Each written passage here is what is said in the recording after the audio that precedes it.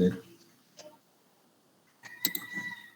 Tinitingnan ko kanina kung sino yung hindi pa nakakapag-submit or nakapag-quiz. Pero, ayan, 33 attempts, no? Pero pag tiningnan ko, 36 yung participant, hindi nag-a-appear kung sino yung hindi pa nakakapag-quiz. So kung hindi pa kayo nakakapag-quiz, no, kindly inform me and also state the reason bakit hindi kayo nakapag-quiz, no. Titingnan ko kung mako-consider pa natin 'yan. So far naman dito sa ating statistics, no, ang ating passing score ay nasa 53 ata, no. Pero most of you guys got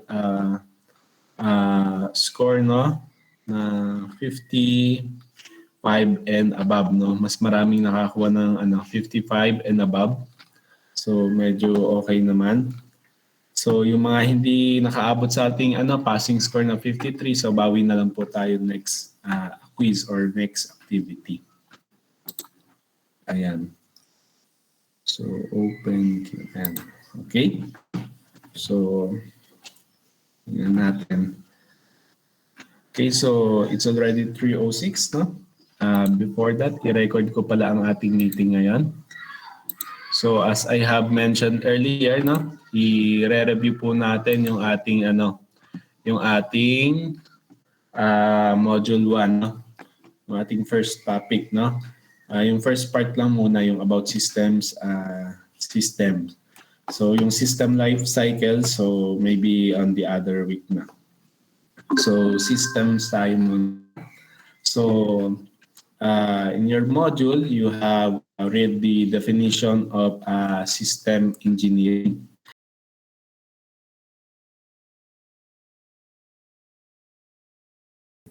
So tawag po ako ngayon ng sasagot sa atin.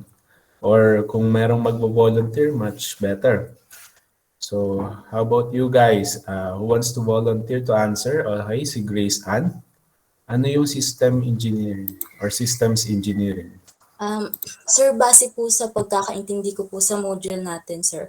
Ang systems engineering po is pag-analyze po ng isang organization para po makahanap ng isang efficient way para po maging maayos po yung process sa isang sistema po or production. Okay, so very good, no? So tama yung iyong nabanggit, no? So ang isa sa dahilan kung bakit nagkakaroon ng systems engineering, no? So we are engineering the system itself, no? So inaayos natin yung mga sistema na ating ginagawa inside the company. So that's one of our main goals here in systems engineering. How about the others? Do you have any additional ideas?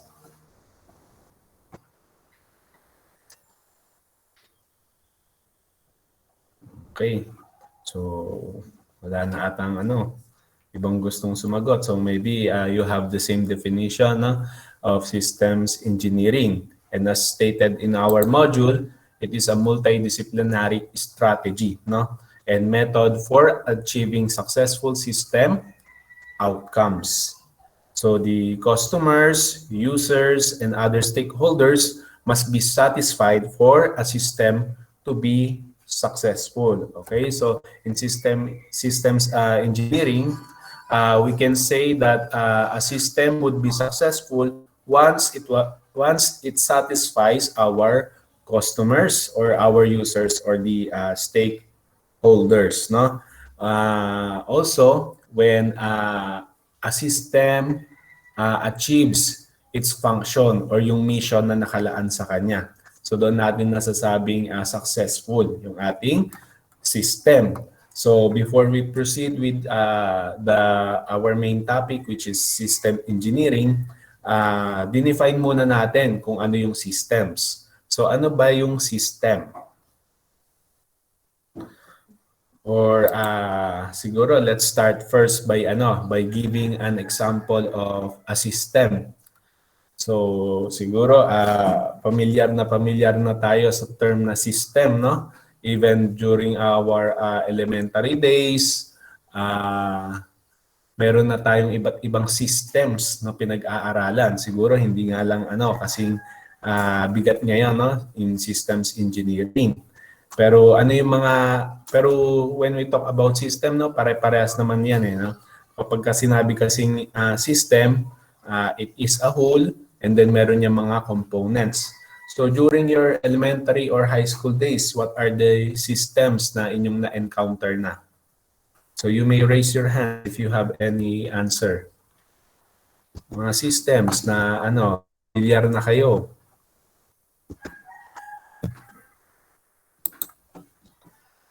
Or kahit ngayong na kayo, college. So meron din tayong mga iba't ibang systems na nag-aaralan. So start muna tayo from the basic example. Or you can also have yung medyo mahirap na. Parang si Mikey. Si Mikey muna. Si Mikey Gonzalez. Ang pinaka-familiar po sa akin na system po, sir, is solar system at yung mga communication system. Since elementary pa po, na-familiarize na po. Ayun, no? So elementary pa lang, pinag-aaralan na natin yung mga solar system, no? Lalong-lalo na sa science. So ano ba yung nakapaloob sa ating solar system? So ano yung mga components niya? Or yung mga elements na present in the solar system. So siguro si Mikey na din yung magsabi. Planets po. Ayun, yung mga planets, no? So we have the planets and also yung ating sun included din, di ba, dyan sa solar system.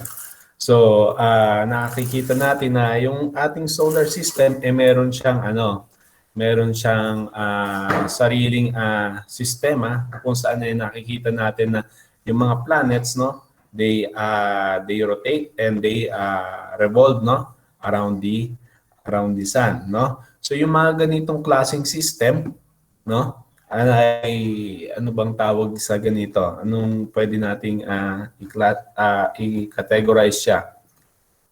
So I think nabanggit din iyon sa ating module. So anong tawag sa mga ganitong klaseng system? So we can call it what type of system? Anyone?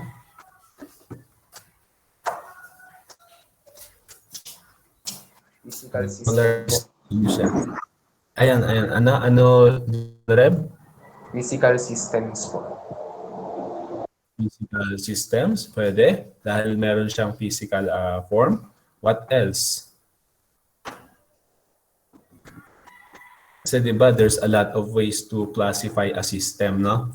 So, yung solar system, anong klaseng system kaya siya? Bukod sa physical system, no? Natural.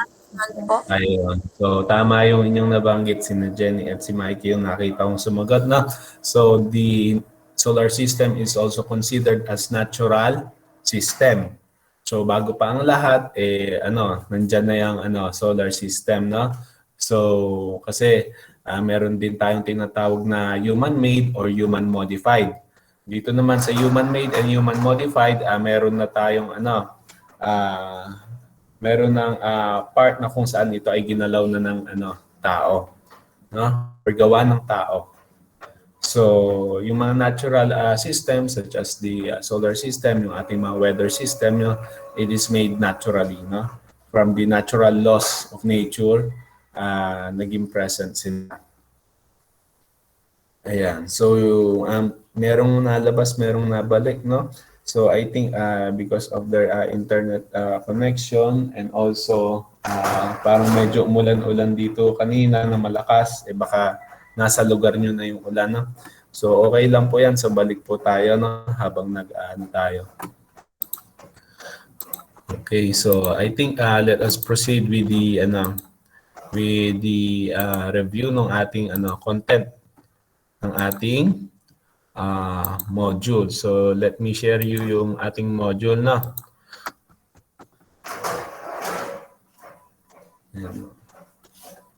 I-review lang natin ito hanggang doon sa ating and ng mga systems, no? Kasi meron tayong activity. Okay?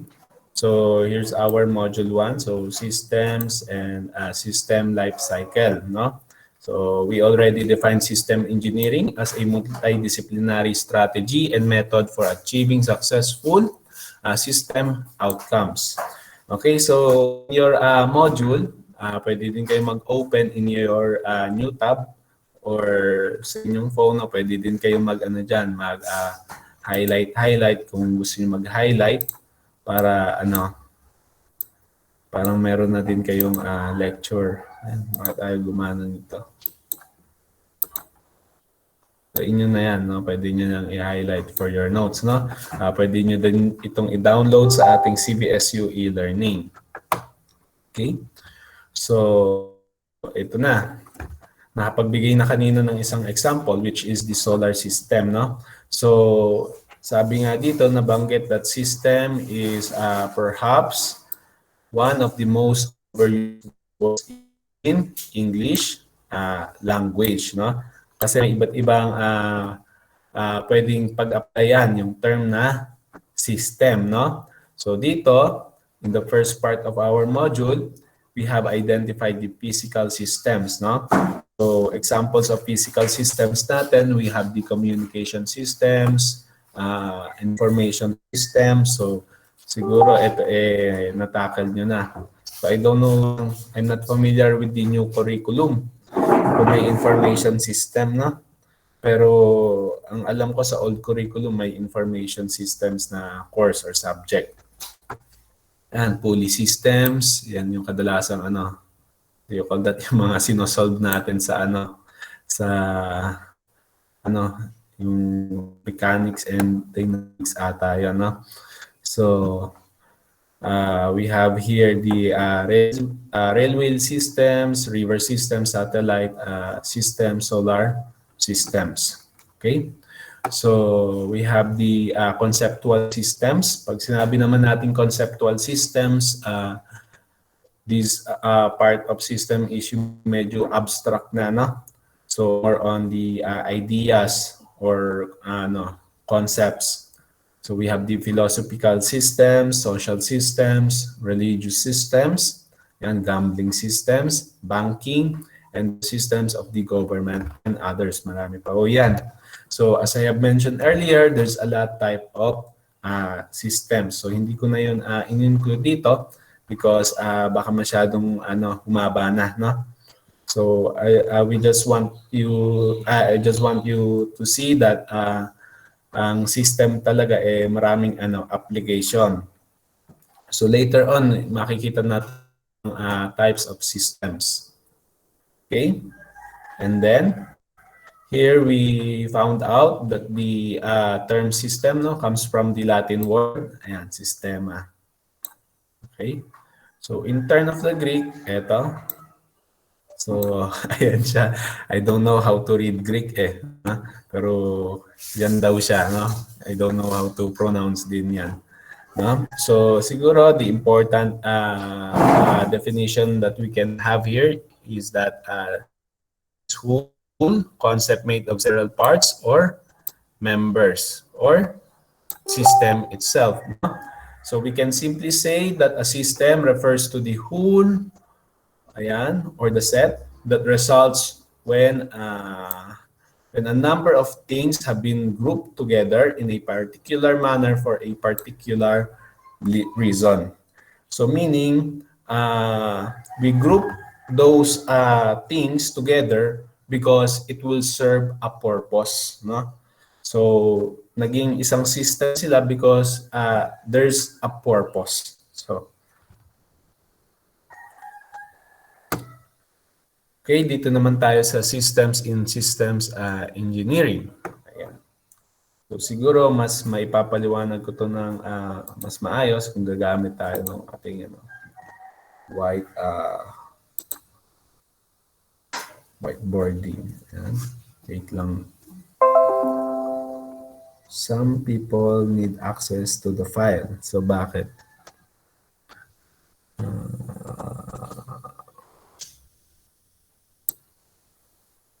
Okay, so first time ko lang din naman to gamitin, no? So ganito pala sa whiteboarding. Ito, view. Turn link. Ito, share with 27 people. Is that it? Okay. So what happened? Ayan.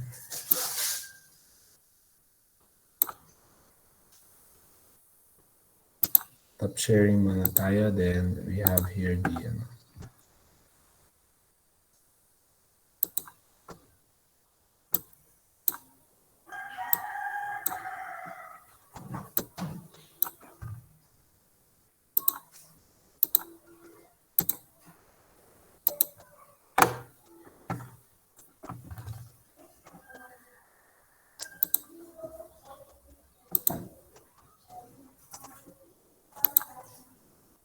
Ang dami ko palang na-open na tab.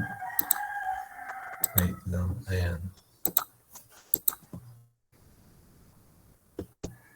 Okay.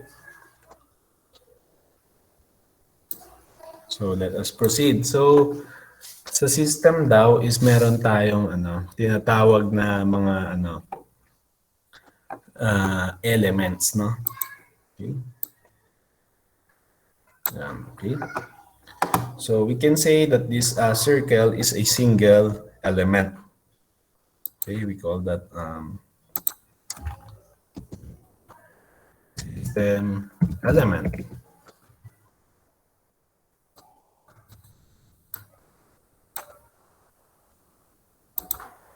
Okay. Ayan. Medyo pasmado ako ngayon.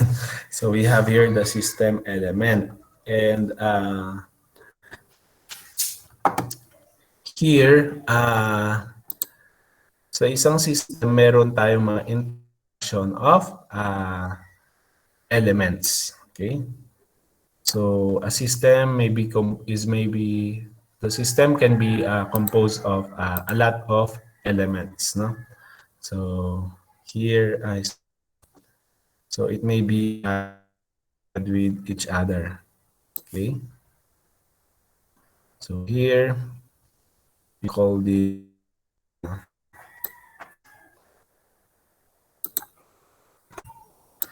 so bawat element so maybe interconnected, no? Or they have an interaction, no?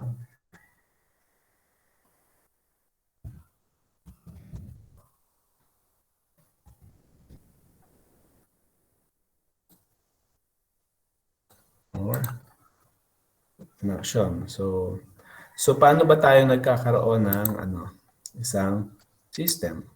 Okay? So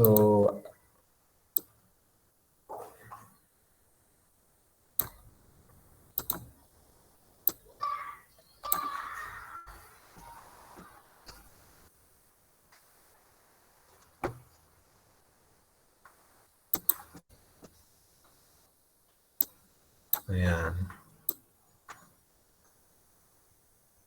So when there is interconnection or interaction with each element, no, we can form a system, no? And itong system na ito is bounded in an external system, no? So yung nakabound dyan, yan yung tinatawag na, ayan, dito, ayan, no? Okay? So, ito naman yung tinatawag nating system boundary. Ayan. Pasmado si Sir. Di pa ako sanay gumamit nito guys. So, pasensya na. Ayan. So, we have the system boundary. Ayan. So, this comprises our system. We have here the system of interest.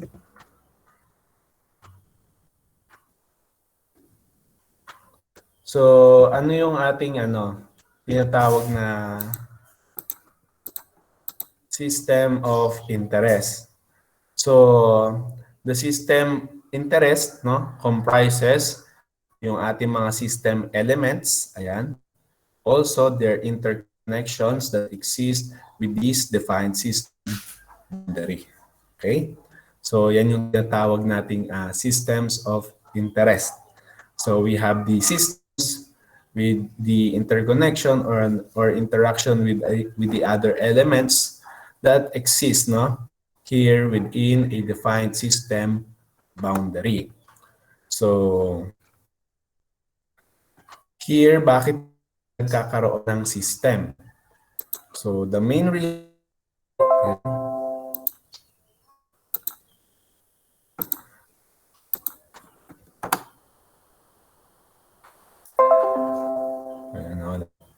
okay, so the main reason why we have a system is because there's a purpose, no?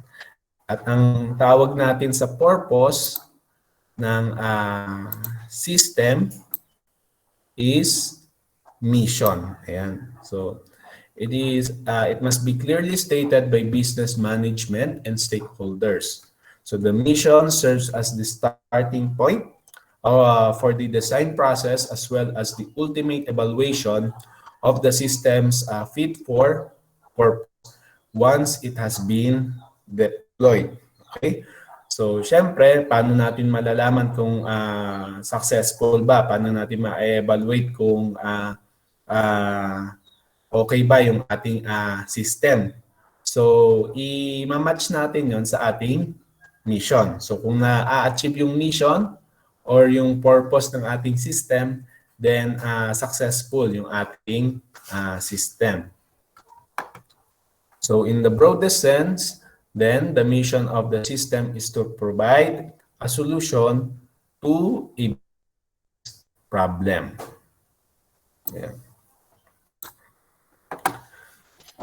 Okay. So, the next part naman, the definition of a system. So, narrowing of the general use of the word system is very important because it has two major implications. So, when we refer to a system as comprising system elements that are interconnected in order to achieve the system's mission, we imply that all three of those principal aspects result from conscious choice. Ayan. That is, when we are referring to systems that have been deliberately designed or engineered, hence our interest in systems engineering. So a system that has been engineered to perform a specified mission must be able to perform that mission with relative autonomy. That is, it must be managerially and operationally independent. So, here, mas matatakal pa natin sa mga susunod nating topics about the system at yung mga subsystem. So, ito na yung binabanggit ko kanina na types of system. Ayan. So, here, sa ating module, meron lang mang tayong four types na systems na kung saan is i-relate natin kung ano bang mga klaseng systems yung pwede natin paggamitan ng systems engineering. Okay? So, the first one, we have the closed and open system. Sa open system, it interacts with its environment. So, sa closed system naman, isolated siya from the external environment. Okay? So, dito sa systems engineering, ang ating interest is for the open system. No? Ayan. So, open system tayo. Dito naman, we have the natural, human-made, and human-modified system. So, nabanggit na kanina. So, natural system, merong natural elements. And it is natural result of natural process. So, sa human-made naman, nagkakaroon ng touch yung mga human in system, no? So it may contain human-made elements or natural elements, no? Adapted to human-designed purposes. So for the natural systems naman, they have been modified for human purposes. And they are natural system that have been modified for human purposes. Okay, so human modified system. For example na lamang sa mga more on the plantation, no?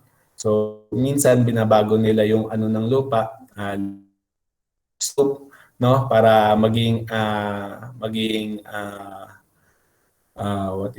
fit yung yung itatanim nila doon sa lupa na yun. Lupa na yun maging fit doon sa gusto nilang itanim. So for example is yung ating mga what do you call this, yung ating yung hagdang palayan or the Banawe rice terraces, di ba? Yan, so change yun ng human so that it would be fit for them na mataniman iyon ng mga palay, and also pwede din yung mga irrigation system, no, yung daloy ng tubig, no, magagawa sila ng another pathway na kung saan doon nadadaloy yung tubig para magkaroon ng irrigation sa mga plants nila. So the systems engineering for natural systems is certainly not conducted by humans. So malinaw yan. So hindi natin pwede maging siya subject for systems engineering. So interested lang tayo sa saan? Sa human-made. Ayan. Ito na bubura. Ito. So human-made or human-modified lang tayo. Okay, so punta naman tayo sa physical and conceptual. Physical, merong physical forms. No? Conceptual, kabaligtaran niya lang. Does not have physical form. So as I have stated earlier, yung mga conceptual system, ito yung mga yung mga abstract, they are formed with the collection of ideas or principles. So our focus in systems engineering is yung ating mga physical system. So something that have a physical form. So most especially kapag mag-ano ng products. Then we have the precedented and unprecedented systems, no? Ito precedented systems, no? They had been produced before, no? So existing siya. So unprecedented system, that has not been previously produced. So it requires substantial research and development. So still unknown pa. So dito ang natin focus for systems engineering, no? Precedented elements tayo, no? Yung nag-exist na. Mas appropriate kami daw ang systems engineering. Ayan. So based on the 4 classes of system, there is a wide variety of combinations that can lead to a large number of types of systems, each of which has markedly different properties. So it is important to recognize that systems engineering relates to open physical systems that are human-made or modified from largely precedented elements. So ito yung pinaka-appropriate na combination ng mga systems for systems engineering. An open system with physical and human-made or modified with largely precedented elements. Okay? So balik tayo doon sa diagram natin kanina. So ito yung ating diagram for the systems of interest, no? So we define systems of interest as something that comprises the systems element with the interconnection or interaction with each element, and it was enclosed within a system boundary. So since we are interested in engineering physical systems that are open, so yung ating SOI daw dapat mag-accommodate ng external interfaces, mga inputs and outputs, so across the system boundary. So, ayan, para mag-exist yon. So, it should be connected with an external element. Ayan. Or what we call the operating environment. Ayan. So, to extend further, sometimes we need to be aware of an even wider context. So, an SOI might be considered as part of a wider SOI, no? So, wide SOI can still be part of a wider SOI, ayan, for a wider environment. So, there are other things na can be connected. Okay, so system as a product. So in physical sense, the term system is sometimes considered to be synonymous with product. So that is, we say that the project is delivering a system or delivering a product. So as you can see here, system, ayan. So maraming number of products tayo. So we have the operational products and then we have the end products. So enabling products natin, which is subjected for here, developed end product, production product, test product, deployment product, training product, disposal product, support product. So the next one is we define a system as a capability. And here we have the capability systems, no? So ito naman is the ano lang naman to, introduction lang nung ano, iba't ibang capability systems in different defense environment, no, sa iba't ibang bansa. So we have the US, Australia, United Kingdom, and also Canada. So mag-focus tayo dito sa may ano natin, example natin for the aircraft system. Okay? So ano ba ang ibig sabihin nun, no? Ano ba yung capability system? So dapat aircraft system ay makapag-list tayo ng mga bagay na kung saan kinakailangan siya para makabuo ng isang aircraft system.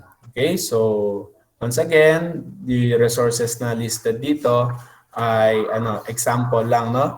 So it could be include but not limited to. So ibig sabihin pwede pa natin yang dagdagan, no? For example, sa aircraft system, kailangan natin ng mga personnel. So sino yung mga personnel na kukunin natin? So we have the air crew or the also the ground crew naman. Ayan, so meron din mga support tayo. So support, we have the maintenance facilities and equipment. So we have the materials. And under the materials, ano yung mga kailangan natin? So it may include yung mga fuel natin, lubricants, and other consumables such as tires and spare parts. We also have the facilities, yung mga terminals. Ayan. So, and so on. So as you can see, yan yung mga bumubuo ng aircraft system natin. Okay, so i-skip na natin yon kasi lang naman. Madali na naman yon. So baka hindi tayo mabot sa ating pinaka ng activity natin. So ito, sa ating logical and physical description natin. So pwede daw nating i-describe ang system in two ways, no? So it can be logical or physical. So ano ba ang pinagkaiba ng logical at physical? So itatanong ko na lang ito sa inyo. Okay. So what is the difference between logical and physical?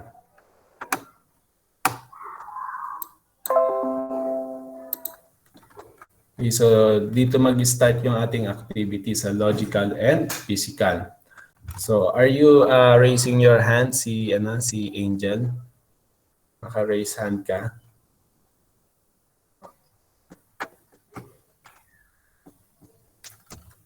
Ano yung pinagkaiba ng logical and also ng physical?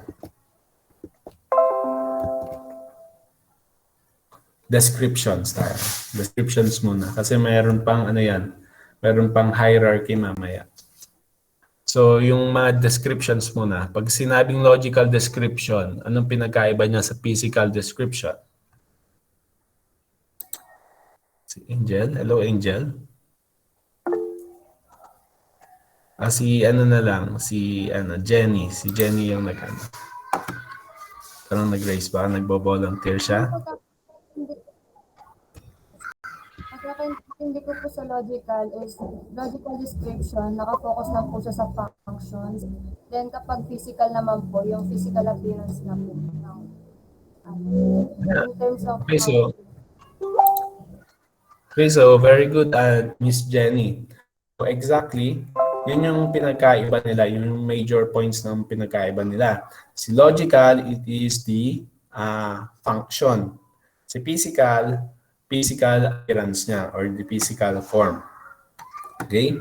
So other from that, so binanggit din dito, si logical description, it contains what's of the system. And then si physical naman is yung hows, no? So ito ay very important, no, in our descriptions ng ating system. Okay, may iba kasi yan pero yun na yung pinakasama rin nun, guys, ha. Si logical, more on the functions, and then si physical, yung kanya talaga physical appearance, no, yung mga physical elements or components. Ayan. So, we also have the hierarchical descriptions of a system. So, nakita na natin yung iba't ibang combination ng system elements na pwedeng mag-interact with each other so to achieve the defined mission or yung purpose ng ating system. So since each of these elements will need to perform functions allocated to it so that it can contribute to the system's mission. And we can consider the system to be a hierarchical composition of system elements. Okay? So we can see here, so ito yung pinaka-system natin, and then it is composed of system element na tinatawag. And a system element can be also composed of other system element. So tingnan naman natin sa logical hierarchy. So in a logical description system, the system's mission is broken down into hierarchical structure of its major functions, no? So the logical description or architecture is therefore often called as functional hierarchy. Ayan, no? Or others call it as logical hierarchy or the functional architecture. So we have here the general mission natin. So ano yung purpose nun, no?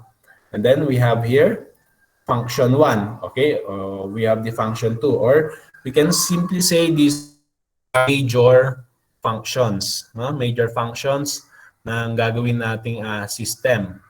And then below them are the other functions, no, or the minor functions that are related to the major function. Ayan. So later we will have a concrete example of this hierarchy, no, para magawa nyo yung ating activity. So ganyan lang siya. So we have here the physical hierarchy naman.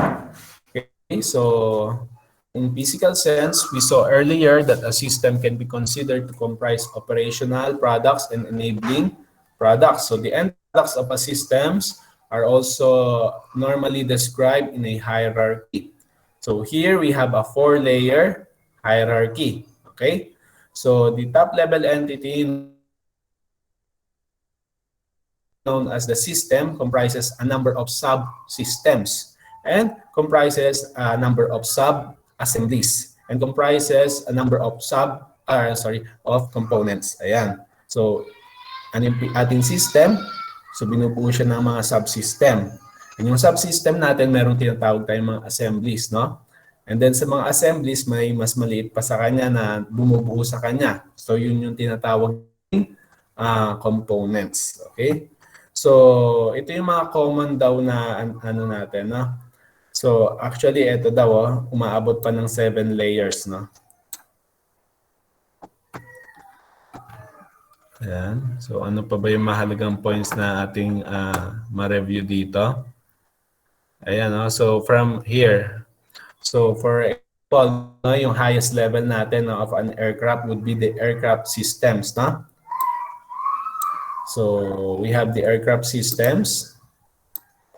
Yun yung highest level natin. Kumbaga yun yung pinaka sa taas. And then yung sub nun, ito na yung mga subsystem. Okay? Then, under nun, we have assemblies. So ano yung mga assemblies na yun? Ano yung mga components natin? No? So we have the fuel tanks, the pumps and lines, turbines, compressor, gearboxes, and hydraulic pumps. No? So siguro sa isang manufacturer, no, yung gumagawa ng engine, let's say ng aircraft, pwede niyang ma-consider na yung engine mismo, no? Yung pinaka-engine would be a system, no?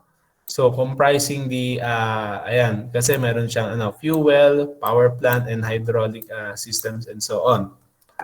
No? But dito binanggit na the difficulty with considering the engine as subsystem as a system in its own right is that an implicit part of definition of a system is that it must stand alone in its own right. Ayan, ha? So a system is something that can stand alone in its own right. So, ibig sabihin, yung engine alone itself, hindi natin siya pwedeng i-consider na system, no? Kahit maraming components na bumubuo sa engine, no? Hindi natin siya masasabing system siya, no? We can consider an engine as a subsystem lang, no? Kasi yung pinaka may function natin, may specific function natin is yung ating aircraft, no? So yung pwede nating mission for the aircraft, no? To travel something via air, no? So air transportation. So yung engine alone naman, hindi siya pwedeng makapagbigay ng specified function, no? Or hindi pala function, mission, okay? So it can perform a function but not a mission. So we have the hierarchy systems of interest. So dito binanggit lang na systems of interest. So it can be a combination of system element itself. Ayan. Combination of system element, you can have system or a combination of system element, and the system pa rin siya. And then a combination of systems and system element, then it can have the systems of interest natin. So ito yung major na kaibahan naman ng system or system of systems. Sa systems of systems, no, it is comprised by systems only. Walang systems element, no? For example, here, so we have the systems element, then with the interconnection with each other and also the system boundary, it creates a system. Okay? And then, yung combination ng mga system without the system element, is called a system of system. Ayan, system of system. Combination of system ulit, system of system siya. So, okay.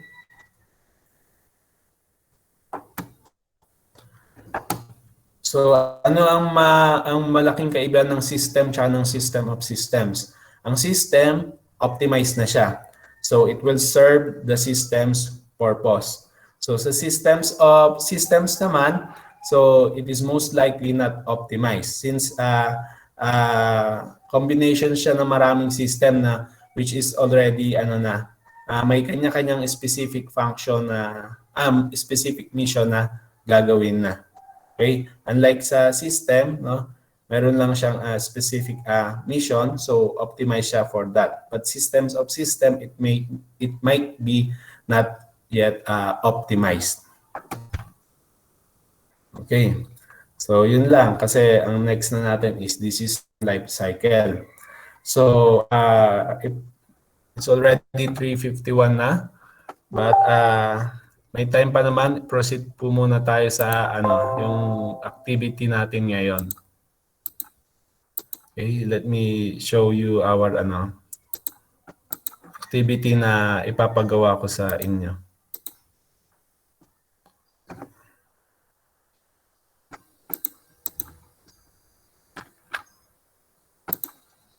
So it's already uploaded na rin naman sa ating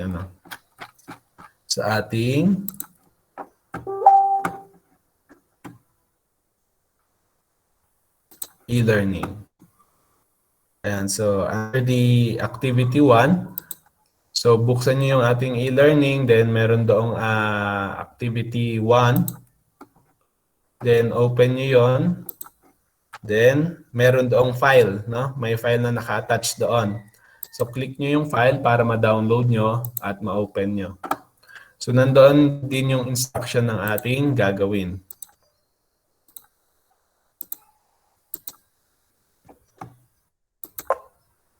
So, ayan na-download ko na yung ating file. So, i-share ko na sa inyo.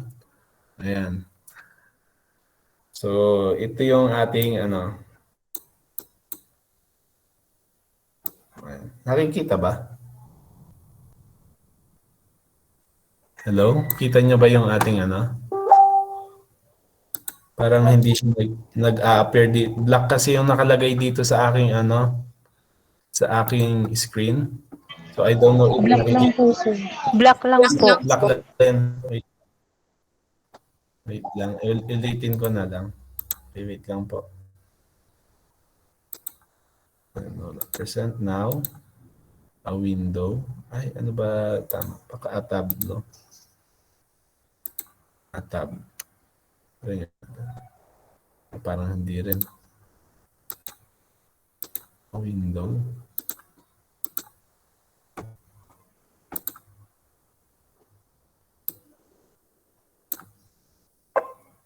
Kita na, guys? Opo, sir. Opo, sir. Ayan, okay. So, ito yung ating para sa activity 1. So, you need to write your name, student number, and yung ating subject. So, for activity 1 natin, so we have the logical and physical hierarchy. Okay? So, directions natin is to list down the logical and physical descriptions of a typical dwelling house. Then create a logical and physical hierarchy of a dwelling house system. So pag sinabi po nating dwelling house, ito yung typical na bahay po natin. No? Or iisip kayo ng mga isang system para sa isang typical na bahay. So actually maganda sana ito gawin sa mga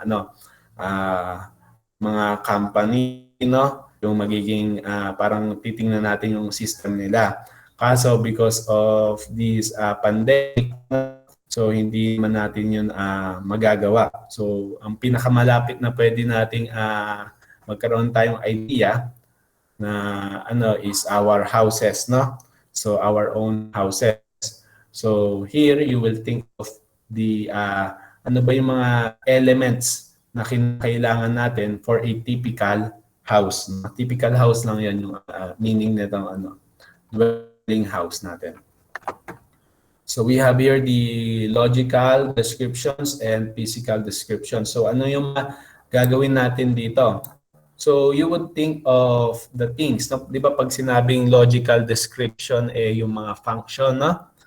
Ano yung function ng isang dwelling house or ng isang tipal na bahay? Bakit ka magbabahay? Ano, no? So basically ang mission ng ating house is for us to be i-provide niya yung ating shelter, 'di ba? So yung ating mismong tirahan. So ano ba yung mga function ng isang tirahan or ng isang shelter? So syempre, ginagamit natin 'yon para tayo ay makapag-rest, no? Or resting. So you write here resting, and then ano yung mga sub-functions ng resting, or ano ba yung mga subcomponents ng resting na pwede natin ma-consider, mga bagay na pwede natin ma-consider na under ng resting. So, di ba, pwede natin sabihin yung sleeping. So, ilalagay nyo dyan, sleeping.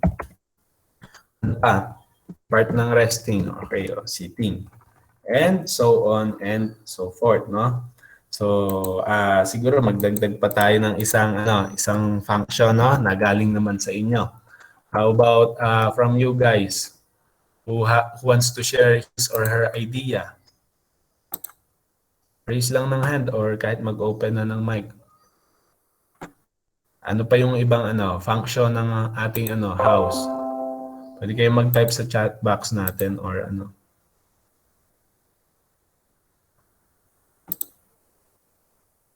Huwag kayong mahiya. Kung ano naman, i-correct natin. Kung hindi, edi kung tama naman, idagdag natin. Okay? Ano guys? Tatawag na lang ako, Si naka-raise pa rin na si Paula, pero baka kanina pa 'yon, no? Si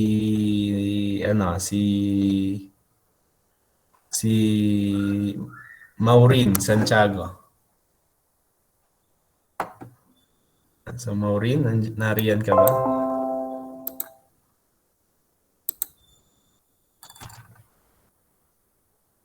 Ayan, para masagutan na rin natin yung activity niya, mabawasan ng konti yung isusulat niyo. So aside from resting, ano pang ginagawa sa bahay? Maureen? Nandiyan na ba si Maureen? Si Maureen ba yan? Ayan. Sino gusto muna mag-intermission number? Isang TikTok muna dyan. Ayan, Maureen? Nandiyan ka ba? Tawag ako ng iba.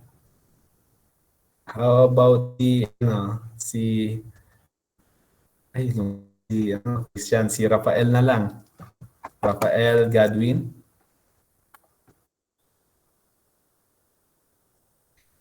Hello po. Hello, good afternoon. Sir, ano po ulit yung natin? Question, sir? Pwede yung idagdag na logical description ng isang typical dwelling house.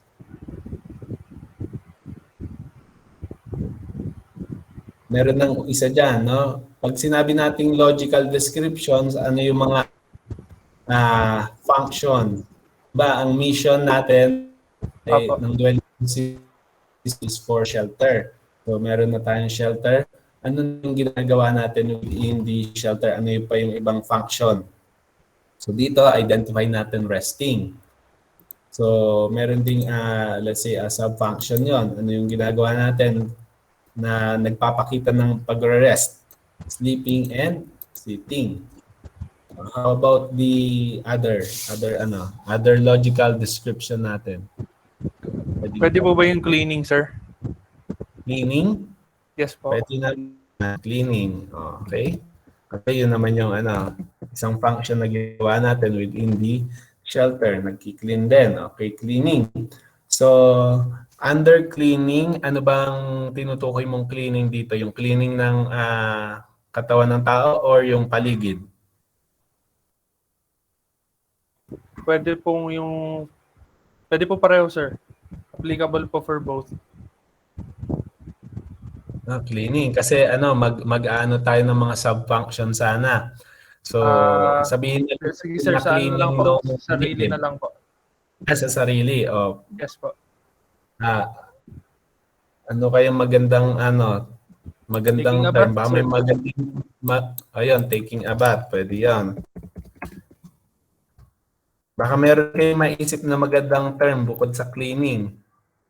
Parang cleaning, ano bang tawag doon? Sir, grooming po. Grooming. Oh, pwede yan, ha? Grooming ba? Tama. Grooming. Ano ba ang pagkaka-understand ka grooming? Okay, taking a bath. So, okay, so kung wala na, edi okay lang kahit isa. Pero guys, okay lang din kung sakaling wala kayong maanong function, edi yun na. Okay? So, at least gets na naman po no kung ano yung isusulat sa logical description. So, lahat ng maisip nyong pasok sa logical description, sulat nyo lang diyan. Kasi gagamitin natin yun mamaya doon sa paggawa ng hierarchy. Okay, so sa bedroom naman po tayo. Sa physical description. Example natin, yung bedroom, di ba? Pagka sinabi di bang physical descriptions, it is more on the physical physical elements, no? So sa isang bahay, ano yung physical element, no? We have the bedroom. So sa loob ng bedroom, meron tayong bed, pillows, and so on. Kung ano yung nasa bed na bedroom. So aside from the bedroom, what are the other physical elements na pwede nyong idagdag dito? Anyone? Ayan, living room. So thank you si Jenny. So we have the living room. O, sa living room, ano yung mga nakalagay diyan? Sofa. Ayan, sino yan? Sorry? What's your answer? Sofa po. Sofa. Ayan, so lagay natin dito. Sofa. Ayan, sige. Sofa. Ano pa? Aside from sofa, TV po, sir. and television. So, I think nagigets nyo naman yung yung mangyayari. Pwede nating sa logical and physical descriptions. So, and so on, lahat ng ma-identify nyo, ilagay nyo lang in a typical house. Then, proceed naman tayo sa logical function hierarchy. So, dito, gagawa na kayo ng hierarchy. So, system natin, ang system natin is the dwelling house, no? So, ang subsystem ng dwelling house, no? In terms of the logical function, ito yung dwelling house system. Yan. So, ito yung magiging pinaka-mission natin, yung pinaka-shelter natin. So, function niya, resting na pina-perform. So, pwede mag-resting, sleeping, and sitting. So, yung kanilang na-identify natin, we have, ano nga ba yun? Grooming, no? Lagay nyo dyan, grooming. And then, you can also add shape below. No? Isang taking a bath. Dito nga, pwede natin ilagay, washing your hands, di ba? So, washing your hands para medyo marami-rami tayong madagdag. So, you right here, washing your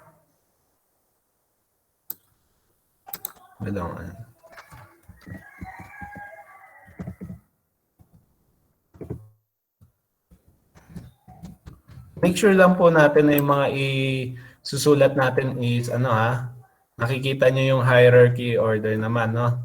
Sunod-sunod talaga. Baka yung taking a bath, ilagay nyo sa resting, no? Mamamali kayo doon.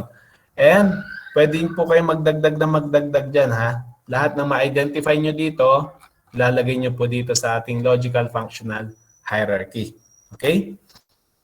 Then, in terms of physical naman, ito na, dwelling house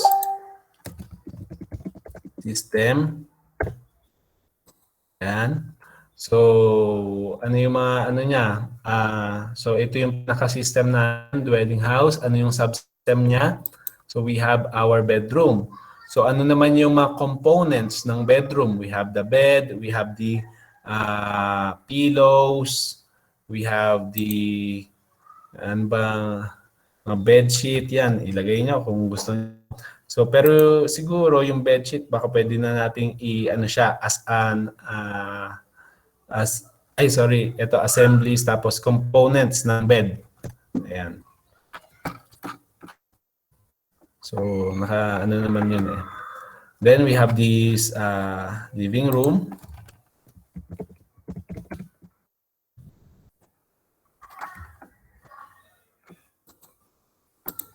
So, living room natin, meron daw sofa. So, meron ding television and so on and so forth. Ayan.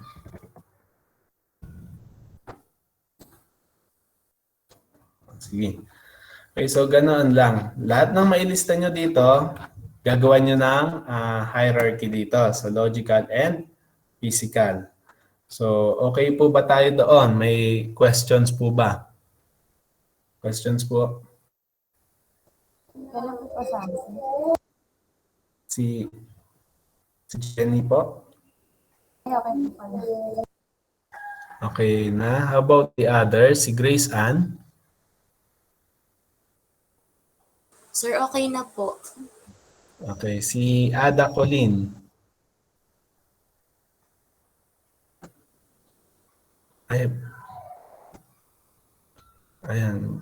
Hindi ko narinig yung sinabi ni Ada. Baka sira yung iyong or hindi hindi ko narinig pero wala po ba? Si Miss Eva, ayan. Sir, kapag pinasa po siya, naka-PDF po sa e-learning. Oo, pwede namang naka-PDF na or kahit Word file. Pero mas okay yung mas okay pala yung PDF, no? Kasi hindi na edit tsaka hindi nagmo-move yung yung mga ganito. So, Opo, sir. double check nyo lang, no? Kasi minsan yun nga, ang problem, no? Pagka pinasa is sumasabog yung kanyang formatting, no? Nag-iiba-iba, yung mga spacing, yung mga minsan mahirap din, no? Hindi maganda yung nagiging output nyo. Kaya mas okay din, yun nga. Thank you for reminding that na PDF na lang tayo, no? Para make sure natin na hindi na ma-edit or magagalaw yung format, nakaset na format. So, in terms of the file name na lang, lagyan nyo na lang ng activity 1 for IN 140. So, no need na siguro yung mga name nyo kasi ma-indicate naman yun dito na. And, kanya-kanyang submission, naman yan, folder na per student. Kaya may record kung kanino talaga yun. Okay, how about si Maria Paula Angela? Parang kanina pa nataas ng kamay. Wala na po. Lalag po cellphone ko. Ayan, nag-appear din sa akin. Ayan, si Denzel. How about Denzel? Sir, ilan pong logical tsaka physical description po? So, ang ito, kailangan? as many as you can, no? Pero siguro i-limit na natin ng at least list lang to, at least 5. No? At least 5. Okay po, sir. Thank you. Pero kung naman, madali naman yan dagdagan nyo na hanggat kaya nyo dagdagan. Okay? So, sino pa ba? Ayun lang sa IN 140. Siguro, extend ko din yung ating time ngayon for questions siguro sa IN 111. Kasi hindi tayo nakapag-meet. Baka pumalit tayo doon sa ating journal, na. Dito po kasi sa ating open ko lang yung ating module.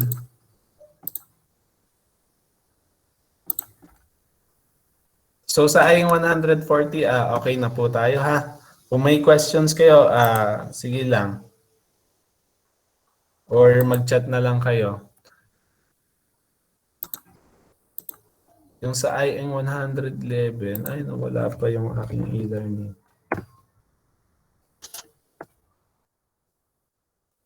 111.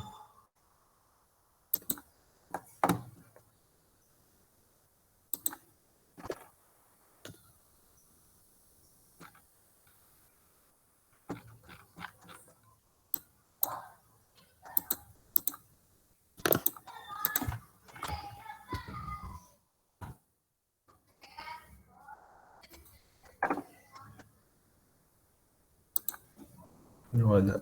Ayun, ito pala. Okay, so marami lang nakalagay dun na mga journal, no? Journal 1 to 5 kasi 5 journal yan. Pero hindi naman yun ano talaga. Hindi naman ganun karami yun. Maikli lang naman to. Short reflective journal lang naman to. Not necessary na ano. Ay, hindi pa pala nakasabi. Ito, share ko sa inyo yung ating module. Sa end po ng ating module, ayan, pag na-open nyo po yung ating module, sa pinakadulo po nun, merong doon nakalagay yung ating assignment na. So, ayan. Itong directions natin, conduct further research about yung 8 pillars, no? Kung okay naman yung sa video, edi yun na lang yung paggamitan nyo. Pero it is highly recommended for you to conduct further research, no? And after researching, pipili kayo ng 5, no? 5 sa mga following pillars, and then magra-write kayo ng simple journal or a reflective journal about it. So submit your work at CVSU e-learning. Ang minimum natin per journal po is 100 words lang naman po. So wag na po tayong lalagpas siguro ng 200 words. Okay na sa akin tong 100 words kasi medyo maraming babasahin, kailangan ding 5 yan matapos kaagad. So, ito yung ating basic format natin na ilalagay doon sa ating online text submission. So, lalagyan nyo ng date, time kung kailan nyo ginawa yung inyong journal, and then yung place, ayan. Kung baka may pinuntan pa yung lugar para doon, yun, ilagay nyo lang. And then, we have the pillar. So, ano yung pillar na inyong gagawa ng journal? Let's say, autonomous maintenance. And then, you write the content. So, ano pong nakalagay doon sa content? So, basically, ang ilalagay lang po natin are the things that we have learned, yung mga reflection natin. So, for example, I have started researching the topic autonomous maintenance. Then I found out an article o kaya about autonomous maintenance o kaya sabihin mo kung video ang yung pinanood. So I watched the video about autonomous maintenance by ganito, kung sino yung author or kung sino yung nag-video niyan, gumawa ng video. And then, ano yung mga natutunan mo? So, I have learned ganito, ganyan. So, my new insights are these. So, at ito, preventive maintenance is like this, but it is not ganun. So, more on, parang nagkukwento ka lang nung iyong natutunan, guys, ha? So, hindi po siya yung gagawa kayo ng journal na article talaga, ha? So, hindi po. Parang more on diary yung type niya. So, yun lang man po. Ay, ano to? Bakit yan yung naka-present?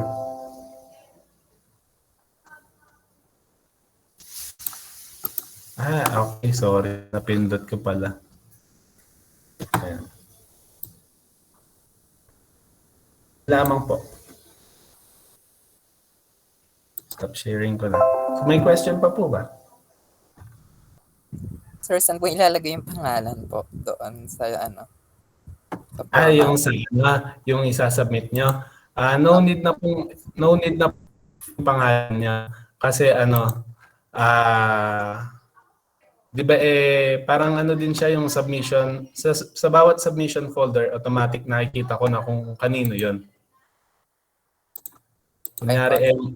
Kunyari nag-online text submission ka. makikita ko na yun na ano, kunyari, nandun na yung pangalan mo. Nakalagay Evander, tapos yun. Yun na. Kaya no need na ang ilagay yung inyong pangalan. So hindi po ito gagawin sa hindi po gagawin sa Word, no, or sa Microsoft Word, no. Online text submission po tayo doon mismo po sa ating e-learning. Okay? Pa-explore na lang po. Kung hindi po nakita at may tanong po, ayun po. Entertain ko naman po yung inyong mga questions sa ating messenger. Okay? Yun lang sa 111 ppm.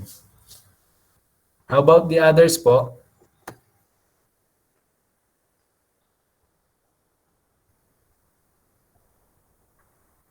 Wala na? Okay na po, sir. Sige, kung okay na, it's already Okay na po. 4:16, no? Konting minutes lang naman yung magpas sa atin. But I would like to request siguro everyone to turn on your camera so that I can have a screenshot ng mga umattend sa araw na ito. You may open your camera. And then at the count of 3 is mag-screenshot po tayo.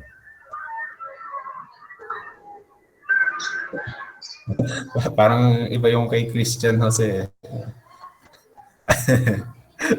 Parang napanood ko yan. Na-curious ako dyan pero pa-skip ako kaya hindi ko nasundan yung kwento. Skid game nga ba yan? Panoorin niyo sir, yung matanda yung ata dun.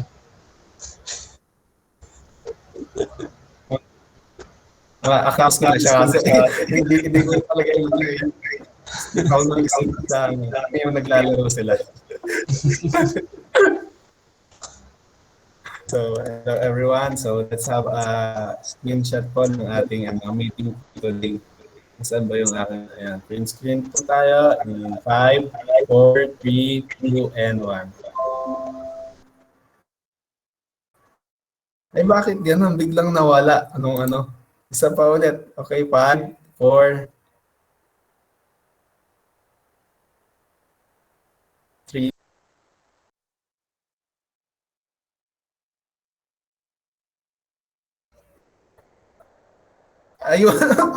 Ayun, ba't gano'n? Nawala yung connection ko. Ayan, sorry. I don't know if narinig niyo ako, pero biglang nawala eh. Biglang nawawala yung picture niyo, guys. Yung camera, o hindi nag-appear na open cam. Pero kumukulog kasi dito, baka gawa nun. Sige, last na talaga to ha. Nawala bigla sorry. Ayan, okay. So, 5, 4, 3, 2, and 1. Ayan. So, thank you for coming, guys. Ayan, nasa labas pa ata si Armina. Dahil nagpa kayo ha, ingat. Okay, so salamat din.